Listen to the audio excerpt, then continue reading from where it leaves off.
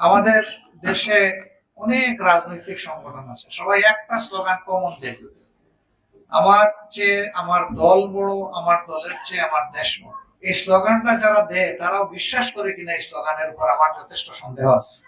রাষ্ট্রের মৌলিক সংস্কারে অন্তর্বর্তীকালীন সরকারকে বাংলাদেশ জামায়াতে ইসলামী যৌক্তিক সময় দিতে চায় বলে জানিয়েছেন দলটির আমির ডাক্তার শফিকুর রহমান। তিনি বলেন, শুধুমাত্র স্বার্থপরতার কারণে দেশ পিছিয়ে আছে। রাজনীতিতে আমরা স্লোগান দেই, আমার চেয়ে দল বড়, দলের চেয়ে দেশ বড়।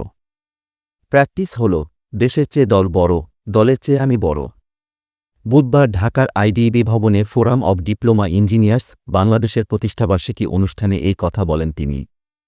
জামায়াতের আমির ডাক্তার শফিকুর রহমান বলেন, দেশের মানুষ কিছু মৌলিক বিষয়ে সংস্কার চায়, যাতে এই সংস্কারের মধ্যে দিয়ে আগামীতে আবার কোনো স্বৈরতন্ত্র কায়েমের সুযোগ না থাকে। নির্বাচন প্রসঙ্গে তিনি বলেন, নির্বাচনের জন্য ৩ মাস কিংবা ৫ বছর এমন কোনো সময় আমরা অন্তর্বর্তী সরকারকে বেঁধে দেইনি। আমরা সংস্কারের যৌক্তিক সময় বলেছি। উপদেষ্টারা বিবেকবান মানুষ, তারা বুঝতে পারেন কতটুকু সময় প্রয়োজন। জামায়াত আমির বলেন, যাতে সুষ্ঠু নির্বাচনের মাধ্যমে জনগণের সত্যিকারের প্রতিনিধি নির্বাচিত হয়ে দেশ পরিচালনা করতে পারে, সে কারণে আমরা তাদেরকে যৌক্তিক সময় দেওয়ার কথা বলেছিলাম।